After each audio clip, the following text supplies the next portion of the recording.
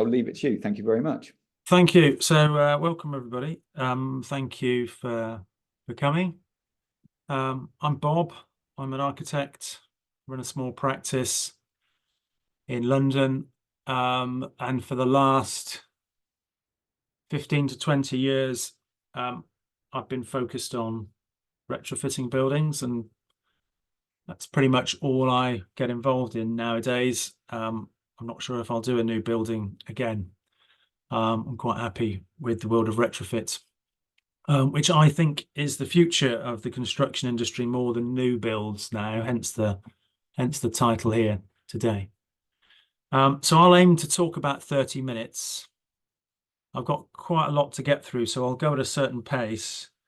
But as I say, if along the way you're not getting meaning, then do interrupt me and ask me. Please. I'm going to talk mostly about two particular projects. One we did quite early on in my career at Prewett Bizley, and one we've done more recently. There's lots of similarities, but there are some important differences to those two. So I'll try and draw those out. And then at the end, I'll also share in some sort of wider work that I've been involved in that sort of gives me hope that retrofit really is sort of becoming taken more seriously than it was in the past. Anyway, I'll start off with this slide, which shows a cross-section of projects we've been involved in. Almost entirely domestic work until more recently, actually.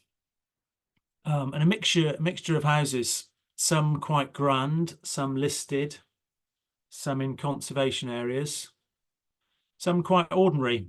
The grey numbers at the bottom left of each picture represent the space heating demand, or what we thought it was at the start of the project before we intervened. So those are all quite big numbers, you know, over 100, some approaching 300. And the black numbers are where we think we left the building in terms of space heat demand, having carried out some retrofit works and other bits of building work too normally. So most of those numbers are, well, they're all under 100. Most of them are sort of close to sort of 50-ish, you know, and one gets down to sort of just below 20, and might get certified as a passive house retrofit. But you know, clearly that's a fairly unusual thing. So this is broadly speaking what we've been doing, and our attempts at low energy and more low carbon retrofit works. So some of you will be familiar with these pie charts. They're actually a little bit out of date, but broadly speaking, they still tell the story of energy use in the UK. So on the left there, you can see the amount of energy as a proportion of energy used in the UK responsible for the domestic sector. So that's gone down a little bit actually, but it's still over 20%, still a big lump. And on the right-hand side, that domestic energy is split down into use type, and most of it is heating. And then the next biggest bit is hot water actually. So, you know, so the gas boiler, which is in most homes, is responsible for, you know, 3/4 of the energy use in the domestic sector, and that domestic sector is quite big. And so, you know, I define retrofit really as works which are at least partly aimed at reducing that, tackling the space heat demand usually, and often the hot water demand, as well as domestic electric use as well, but really going for the heating often is the most important thing. So I'm going to start with the first project now. So this is an aerial view of a conservation area close to where my old office was. It's sort of between Islington and Dalston. So quite attractive houses with wonderful gardens, you know, lovely streetscape, really nice place to live. But homes, you know, like a typical of these homes, you know, homes without really insulation, big heat demands. And our client for this, it was the first sort of serious retrofit client that approached us. He approached us in about 2007 and asked us to do an extreme retrofit. And he was the first person who used the word retrofit, or first client. And I don't think either of us were sure what he meant really, but I was interested. And although we were doing work in other sectors at the time, I decided this one sounded like an interesting thing to do. And this was kind of our way into the world of retrofit. You can see the photos on the right-hand side. They give you a sense of the interiors, which were, you know, tired to say the least. The back of the house had these outbuildings at ground floor level, which meant the kitchen was very remote from the garden. The kitchen was quite dark. And the kitchen was the route to the front bedroom on that lower ground floor. So it was sort of quite an easy plan. And it was clear the client wanted to rearrange the house as part of the brief. And so the works involved in rearranging the house were a key to doing quite a deep retrofit that we developed with him over a period of time. And he was quite keen to extend the house at the back too. And this diagram here shows what the conservation area guidance would have allowed us to do. So a 2-story half-width extension, which sticks out quite far and actually obstructs the neighbours' windows and sort of daylight perhaps quite a lot. And we came up with the idea of doing the opposite, having a full-width extension that's much shallower and causes less sort of visual obscuration from the neighbouring windows, and presents less sort of building envelope to the outside as well. So it was a better form factor. So that was quite sort of a radical thing to ask for, it seemed at the time. And I'm not sure where we'd get with that now, but it was part of a low energy sort of approach. And that's a model we made of a reconfigured cross section to the house, and that model also shows a loft extension there, popping up between the V profile at the back, which is another sort of great sensitivity now in conservation areas, and I suspect we wouldn't be allowed to do that anymore. But that satisfied kind of the rearrangement, and I'll sort of show that in plan now. So these are the floor plans as we found them. Lower ground on the left, ground in the middle, and then the first floor on the right. You can see that lower ground floor is quite sort of congested, a series of quite small rooms, quite dark kitchen, quite a lot of building envelope to emit heat from.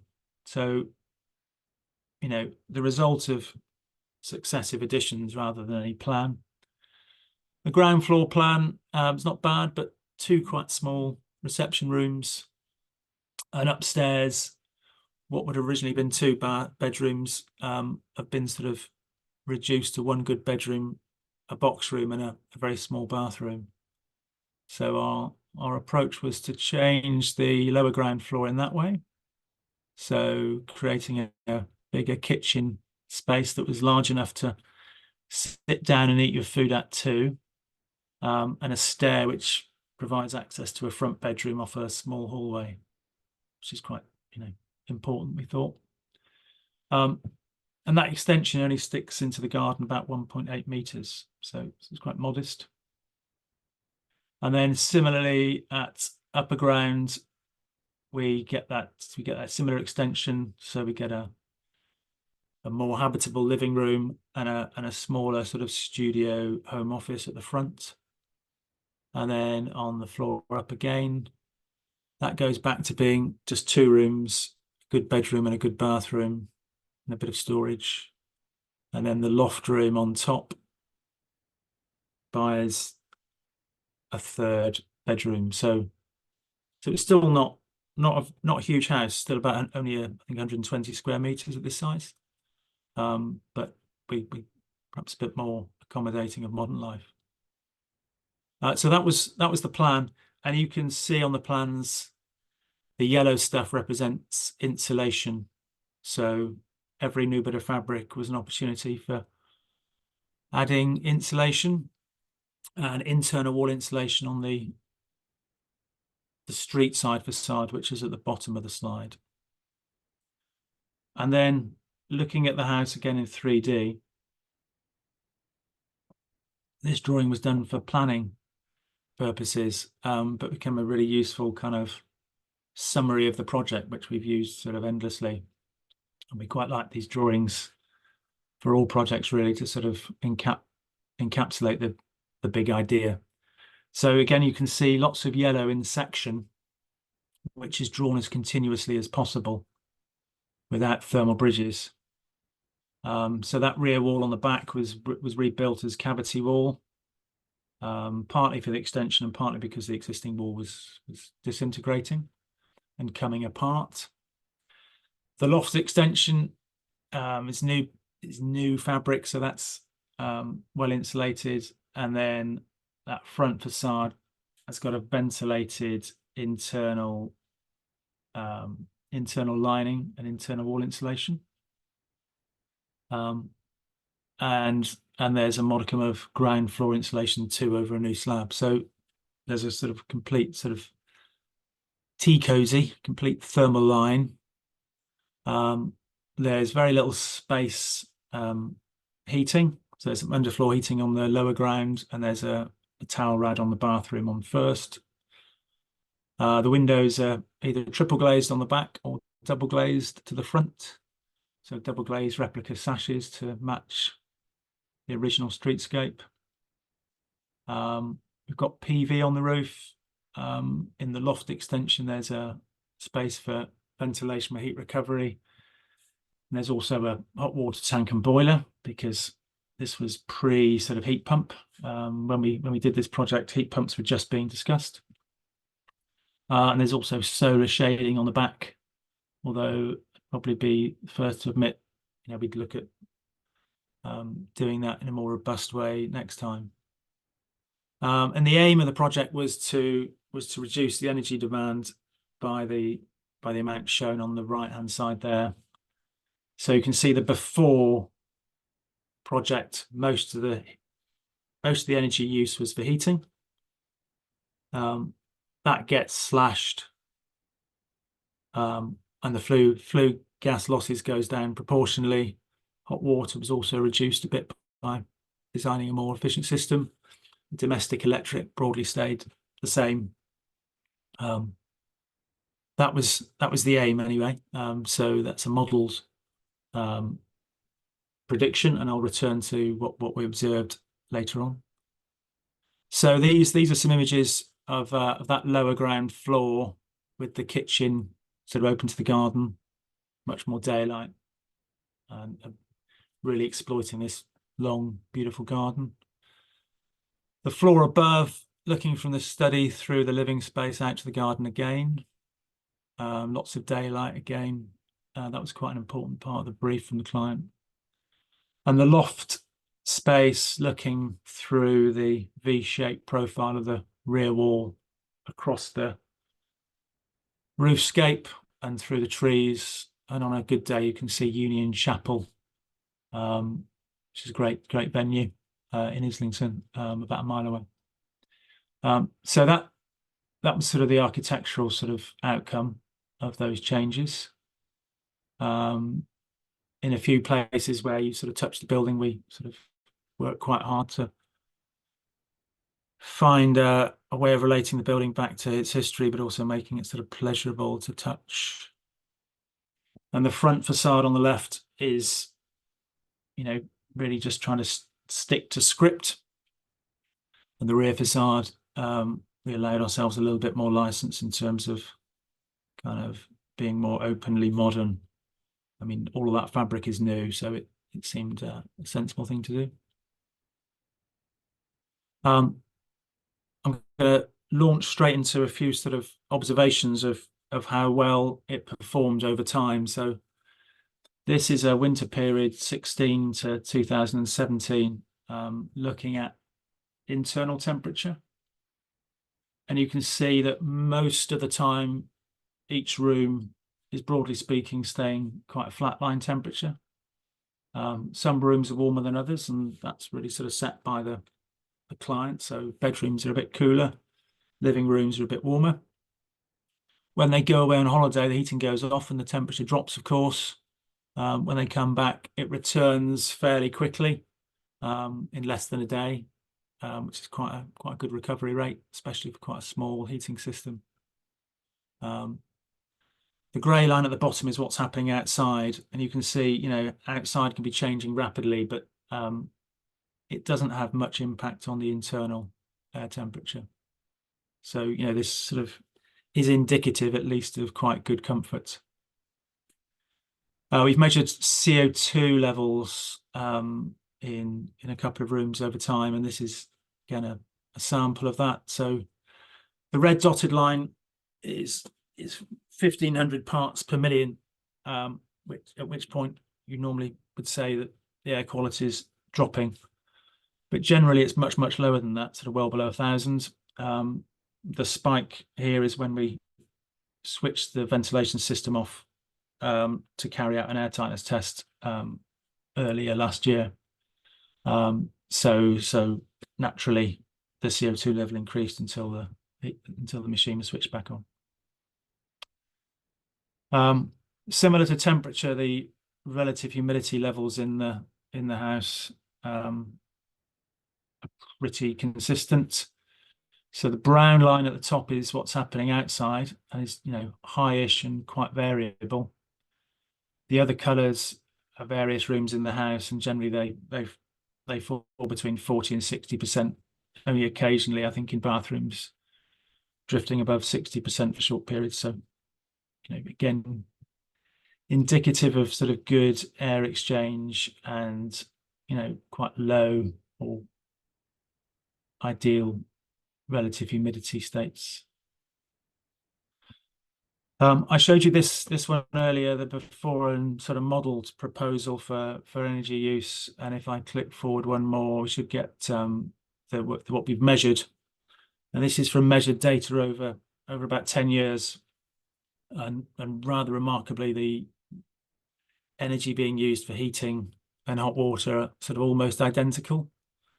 The energy for electricity, I think, is a tiny bit lower than predicted, and some of that is offset too by PV. So the aim of this house, which was to look at an 80% reduction in energy, has apparently, you know, been met. So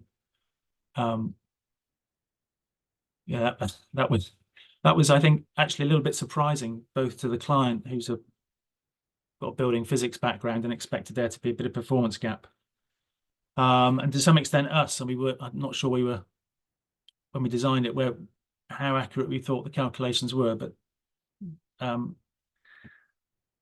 like from the get-go, the first year, it was looking very sort of consistent, and over 10 years it's continued to sort of be so. So that's of great comfort to us. The one point I'd like to highlight here is the energy use which we attributed to flue losses on the house before is some sort of, you know, 4 to 5,000 kilowatt hours, and actually that's almost as much as the house now uses for its entire space heat demand. And I'll make a similar observation on the project that follows, but I find that sort of incredible, that through insulation really and fabric measures alone, on a building which is, you know, constrained to some degree what we could do with it, the transformation can be quite so profound. This is a similar table looking at the number of years at which we've been carrying out energy assessment. So, there's now 11 years of data here, and each year, broadly speaking, the same mix. Some years are warmer than others. Some years the client's away for a bit longer than others, but it's pretty much the same thing. It's almost like a metronome. And this graph, I've got a sister to this later on too. This looks at whole life carbon. And the red lines plot the house before we intervened, plodding away with a gas boiler using quite a lot of operational carbon. So it starts at 0 and heads off to a very large number in 60 years' time. The green line looks at the project as built. So this starts actually having spent some carbon. I think it's about 34 tons of carbon to do the project we calculated. So it starts off ahead of the red line with that sort of carbon burp, as it's known in these circles. But because the green line is so much shallower in its sort of rate of climb, you reach a sort of a payback period, in inverted commas, which we thought was about 7 to 8 years after the original building work. So since 2018, the house has been sort of in carbon saving mode. And then there are various different sorts of green line, depending whether we plug on a heat pump and depending whether the grid goes to zero carbon in time. But generally all the green lines are very shallow. And over time, even worst case green line is much better than sort of best case red line.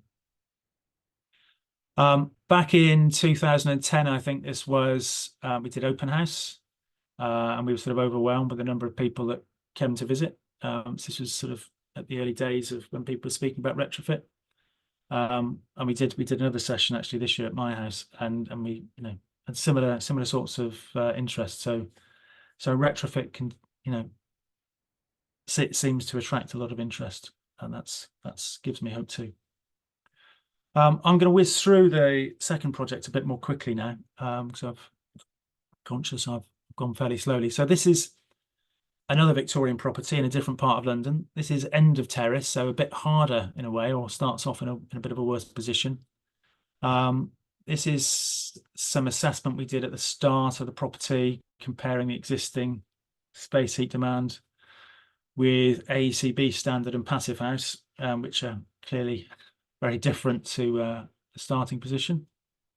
We looked at the EPC, and we had build data to work out the proportion of heat demand, hot water and domestic electric, like there. And then this diagram summarizes some of the interventions. So as well as lots of fairly easy roof insulation and floor insulation, we've got wall insulation here, bottom left, which is a layer of insulating plaster. So it is different to the Culford Road project, where it was sort of man-made insulation applied as a series of layers. This is straight onto the brickwork, much thinner and much more kind of the nature of the wall in its build-up. We replaced all the windows from single glazing to something which looks very much like single glazing, but uses evacuated glass to make that effect, but also reduce the heat loss massively. The windows at higher level were fitted with external shading to manage summer overheating, which was sort of, highly predictable. We mounted an air source heat pump on the roof here. There was no external space to do so. So we successfully got permission to do that. And we fitted this house with ventilation with heat recovery as well, which makes a significant difference. That system ventilates a drying cupboard next to the washing machine. So the electric dryer is hardly used. You can just hang your clothes in this cupboard and they dry naturally quite quickly. in conjunction with the air source heat pump, the entire house is heated with underfloor heating, so we're able to run the system at quite a low temperature, which makes the heat pump sort of best part of, it's about 360% efficient we've measured so far. And this is our sort of initial assessment of the existing house against the proposed. So the two red columns are the one I'm sort of focusing here. So heating demand being reduced by around 70% through these fabric measures. So a similar set of fabric measures to the first project, but slightly less intensive. The U values are not generally quite so high, certainly for the walls. Actually, the window, we did a better U value, but we worked really hard on the windows, but we were more gentle with the walls and more focused on maintaining good moisture equilibrium and sort of reduced moisture risk. This was done as part of an architectural project reorganizing the interior, which again allowed access to all areas of the project, as you'll see shortly. This page compares the insulating plaster with other common internal wall insulations and compares thickness and floor area and sort of heat saving. And it was interesting, the thinnest one was the one we ended up going for in the end. So this is sort of a bit of a shift away from sort of our early retrofit work where we just went for sort of the best U value and the most insulation, to a more sort of measured approach. That's what the sort of internal wall insulation looks like, and the windows set alongside it. And there's a section there showing the sash window with good draft seals and the very thin evacuated glass, which allows that sort of effective kind of original window appearance to be kept quite convincingly. And that's it close up. You're hardly aware that that's a double glazed unit, really. This is a drawing which summarizes kind of that whole house approach. Could spend quite a long time going through this. I won't, but it hopefully, you know, this is a tool we use to try and figure out, to plan the ventilation strategy, think about the insulation continuity, think about how the whole project works as a holistic thing. These are some site photos showing the dot and dab plaster being removed, ceilings being taken down, but actually the original floor being kept and a steel joist that somebody fitted 20 years ago being kept. Walls being replastered with the insulating plaster. Roof being redone with lots of insulation and quite fat, chunky dormers that accommodate lots of insulation, and the heads accommodate the external blinds too. Ventilation unit going in and underfloor heating. Air source heat pump at the top. You can see some solar shading to some roof lights as well. And then this is sort of the after story, where we got to with this. So the fabric reduction, or the fabric measures, reduced our sort of gas or energy requirement by 80% if we look at hot water and heating. But then I think what's interesting again is the impact that the air source heat pump has. So it takes what's left of the red and middle blue colors, and it crunches down again, and you end up with an almost 95% reduction, including air source heat pump. And there are other iterations we could have looked at where we might have gone in slightly less hard on the fabric, and the air source heat pump would have still got us to probably 90% reduction. And for me, the combination of fabric measures and air source heat pump sort of especially powerful, the way they multiply the effect of each other. And we really like to think about projects in that way now, thinking about the two at once, not as separate entities. And I've highlighted again the flue losses up there for the original, which were, as much energy is now being delivered to heat the house. When you compare that with the red stuff, which is consumed at the meter, it's much less than just flue losses. It's absolutely extraordinary. Some internal temperature plots here, so even flatter lines than on the previous project. Outside is in yellow. You can see a couple of spikes in summer. We just creep above 25 degrees, but generally the interiors stay very, very good, very moderate. Relative humidity, again, the blue color is what's happening outside. The orangey color is what's happening inside. So you get spikes in the bathrooms, but they decay very quickly due to the ventilation system. So again, working nicely between 40 and 60%. And then a similar graph to the one I showed just now. But what's interesting here is, there was much less extension work on this project, so there's much less embodied burp at the start. So the crossover between the red and the green lines here is, we think, about 2 or 3 years into the project. And we finished the project in sort of late 19. We think that now the project is already into the carbon saving zone. So for us, looking at these comparisons for future projects, really important, really keen to make that sort of payback period as short as possible and maximize the difference between the long-term green and red lines. And this just compares how we spent that embodied carbon. And this, to me, feels sort of like the right way around. We spent more carbon on reducing operational carbon, the green stuff.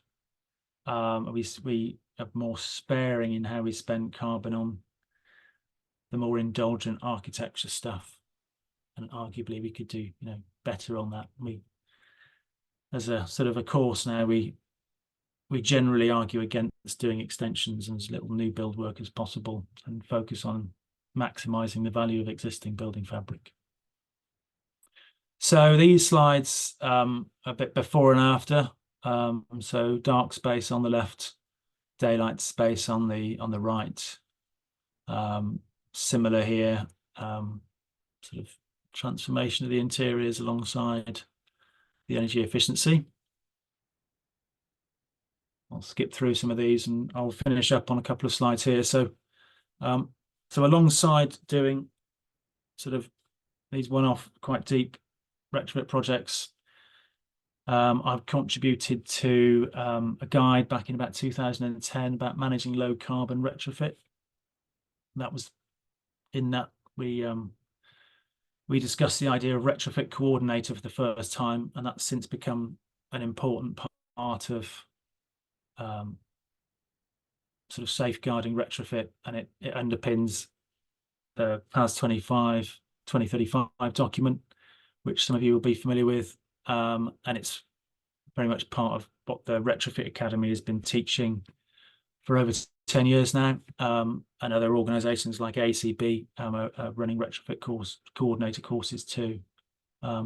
So in terms of the future of retrofit, developing skills such as coordinator and other roles like designer and so on, and developing skills on site, absolutely key. In terms of policy and guidance, I fed into the London Housing Retrofit Action Plan, top left, which was led by Etude. In fact, all these projects on this page were led by Etude Consulting.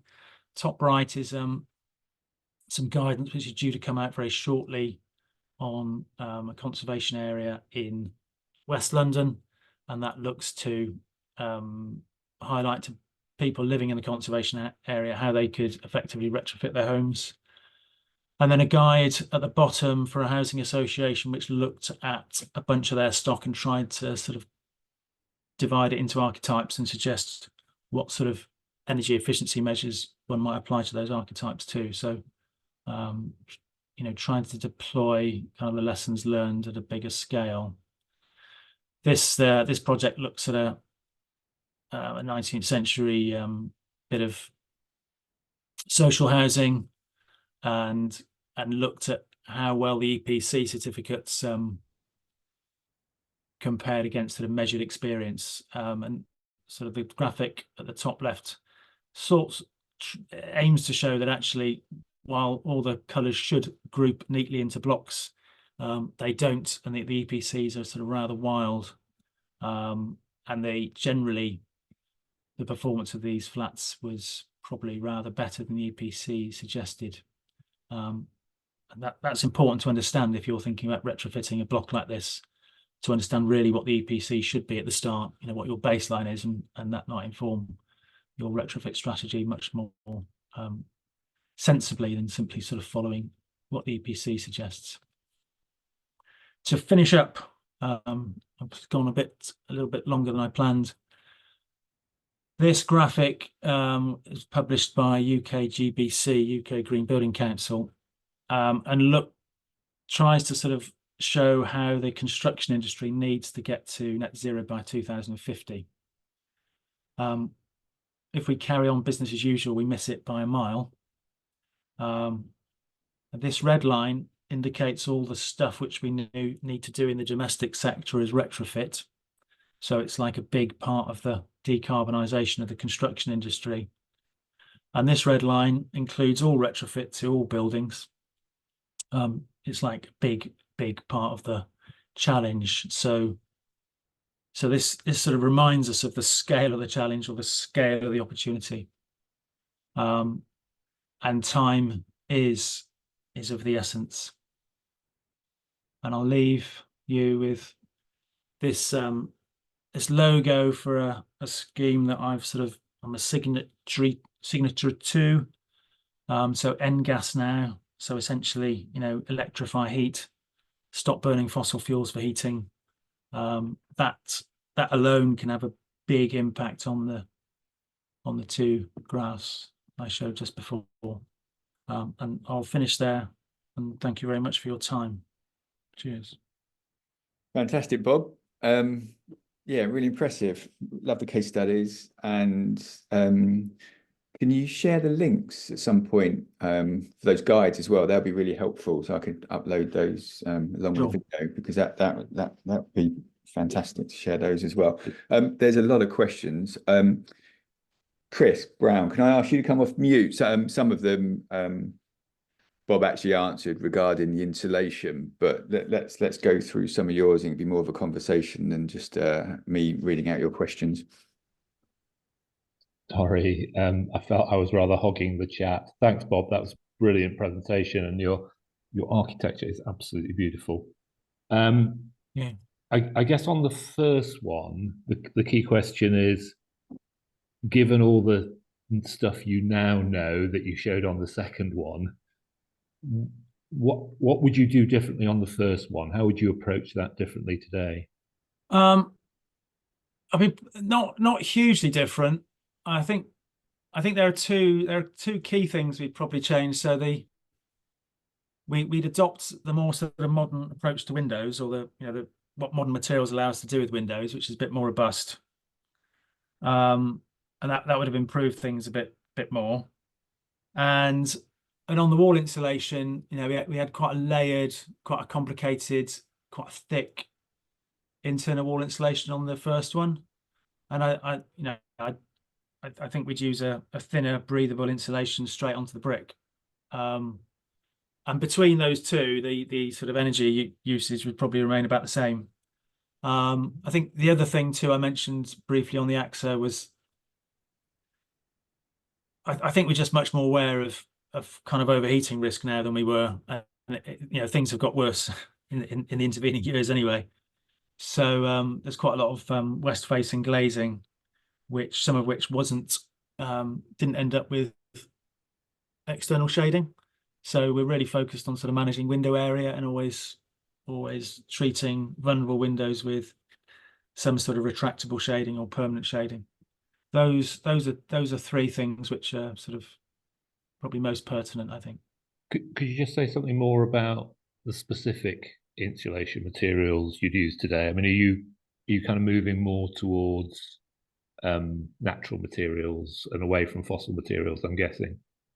Yeah, I mean, mostly for reasons of moisture, I think, moisture management. I mean, you can probably see in the background of my picture, there's where I live, there's some oil insulation on the wall. And that's a question for another day, whether I'd do that here differently. Probably yes.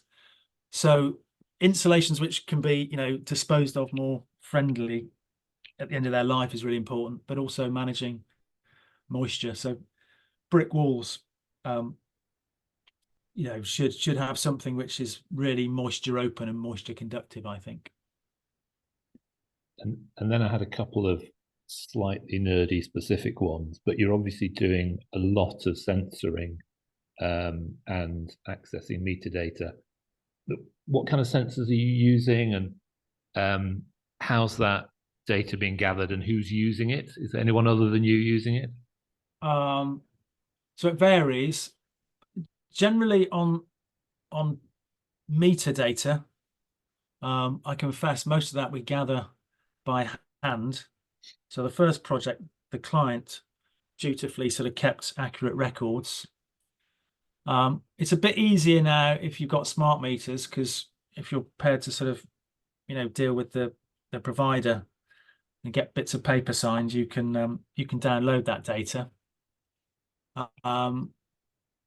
And then for sort of measuring temperature and humidity, we use a combination of really basic sensors that you just leave in rooms and download later USB wise, alongside slightly more sophisticated sensors which transmit to a gateway. So some people will be familiar with the OmniSense system, which ACB sort of popularized a few years ago. I quite like that system. It's quite plug and play, and you can go onto a web interface and just download stuff as CSV files. You can look at it as graphs. It's really useful. Quite, it costs a little bit more money, to buy the kit, but it saves you loads of time if you're doing, multiple projects. So I like And Bob, that might be the sorry. future of it. Sorry, I was just going to ask Chris on the follow up to that. I mean, does the client, they foot the bill for that? Is it part of their interest? Because obviously they had this wish to reduce the space seating demand so much that were they right from the start looking to measure it as well? So that first client, I think probably he was always going to measure it, and he did, and they shared that information with us, and by then we were sort of friends really via the project. So, and we presented information at Passivhaus conferences, and due to go back for a third time on the same project actually this year, but with other clients who are perhaps less invested in the nerdiness of it all, we tend to offer that as part of a POE service. Mm-hmm. And some people take us up, some people don't, but we like to try and get some data out, even if it's just energy data, a year in, because that's quite easy to gather. I like to think it's the next iteration of how EPCs are going to be put together, but we'll see. And then my last question, Bob, was about on the second project, the heat pump on the roof, and just wondering if there were any reverberation issues when it's in frost or Legionnaires cycle, and if not, how is it seated and what structure is it founded on?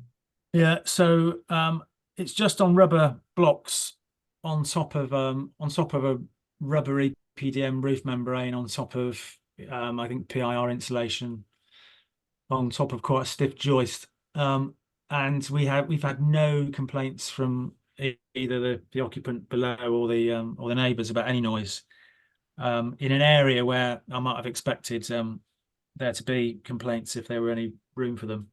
But I have heard of other similar situations where some noise makes its way through. So I think people are still trying to figure out what are the key variables on that actually. That's great. And then the final one was just an observation, but on the second project, upfront carbon, I thought you might be being a bit hard on yourself, because it's quite possible that those heat pump replacements will be zero carbon by the time they come round. So you might actually be in a better place than you think you are. Possibly, and it's also we've not planned it over time, so the numbers we've used are kind of the entire life, but actually they'd be spent incrementally. So it's a fairly simplistic summary, but gives you sort of an overall kind of view of, does this make sense, or is it crazy? Yeah. And yeah, I hope too that some of the replacements won't be as heavy, but we'll come and we'll find more about that in due course. That's all from me. Great presentation. Thank you. Thank you. Cheers, Chris. Alex, did you want to come off mute and ask your question? Make your observation? Yeah, hi Bob. So yeah, fantastic presentation. Hi. Thanks a lot for that. I do a lot of retrofit work, and I kind of, I'm involved with the ACB and so kind of had some of these conversations, I guess, before. But I'm particularly interested in whether you model existing buildings or whether you're just modeling what you're doing at the end. And I know this has come up a number of times within the ACB community about you can waste quite a lot of time modeling something that you're then going to knock half of down before with extensions and things. Yeah. So when you said you've got 80% improvement, were those based on SAP figures or just metadata, or had you modeled all that at the start? And if you're modeling at the start, are you using maybe more realistic data for U values for solid walls, for instance, which we know aren't very good in RDSAP? Yeah. So it's a bit of a mix of answers, but for the second project, it's probably the cleanest one. That client had been living there for 3 years before they bought the house and then commissioned us. So we had good build data, and that coincided pretty accurately with our PHP analysis. That was like a PHP set at 20 degrees, which is what they were trying to hit, but probably not always hitting. So that was a really nice match for the first project. That was client bought it and it was an empty shell, so we modeled it in SAP originally, which I mean whether that was going to be better or worse than PHP is a matter of debate. But the PHP became the SAP became our sort of baseline, but subsequently we've gone back to that and we've used postcode data of a bunch of really similar properties on that one. And we were able to get, energy use and GIFA, or, floor area. And so based on that, extrapolating those numbers, we think the SAP analysis was probably about right, actually. But as you say, we've knocked the house about quite a lot. But I in the end, I think the sort of 80% improvement actually feels genuine. It doesn't feel like an exaggeration. Does that answer your question? Yeah, really. It's just getting a feel for what you think is a worthwhile way of doing it. And I know there's a conversation we had with Mark Siddle about this as well. Is he's not that not fussed on having to model existing buildings if they're going to be extended, because he feels it's a waste of his time. And I'm kind of in that camp as well. But, I sort of like to know roughly the ballpark. But obviously, if you switch the heating off, you can reduce the bill to zero, but you reduce your comfort to zero too.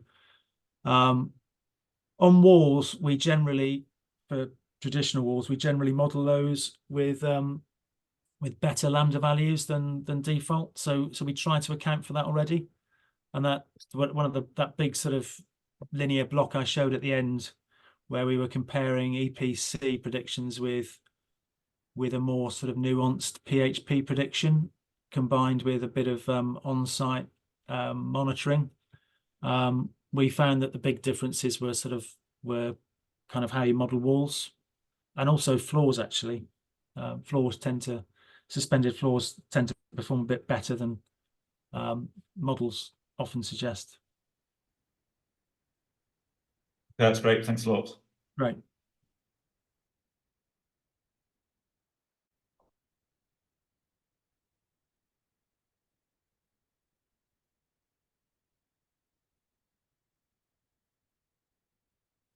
Anybody else?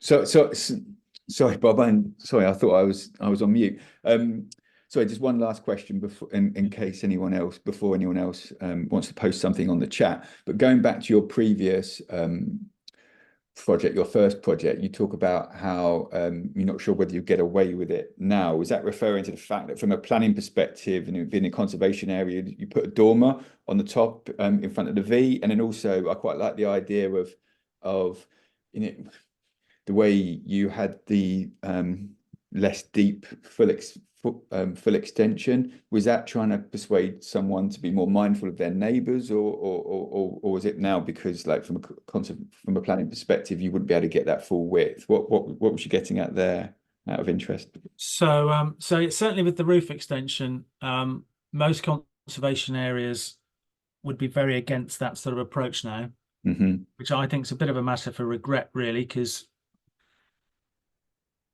we tried to do it in a manner which, you could see the story of the building, but the building evolves. Yeah, Exactly. Albeit, it's perhaps, not as picturesque to one person as it might be to another, but yeah, that for me is what happens to buildings.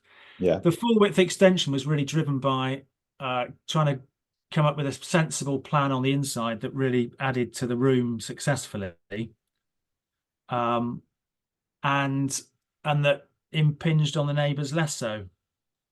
But it tended to fall foul of, again, a sort of a conservation sort of predisposition to a volume, an approach to volume which is seen as more subordinate to the original house. Yeah. And I don't know, to me the thing we did felt quite subordinate, but and that was sort of accepted at the time. But I think annoyingly it might not be going forward. We'd struggle for that, both of those now. Yeah. Understand. One last question. I did actually miss this one off. Brian asked about did you have to use sprinkler systems throughout for the open stairwells? So the first house, actually, the stairwell ends up being protected, or the bit from upstairs to down, so we didn't need one. But for the second project, where the stairwell is fully open, we ended up with a full sprinkler system. And actually, we were helped by the fact that the original layout was considerably more hazardous than the one we ended up with. So that made sort of justified the approach. But yeah, quite tricky business, 3-story houses now with stairs and current sort of fire concerns. Yeah, no, I bet. And John, I'll make this the last question. John's asked, what is your preference when considering whether to keep timber suspended floor versus changing to solid, ease of build or carbon burb wise?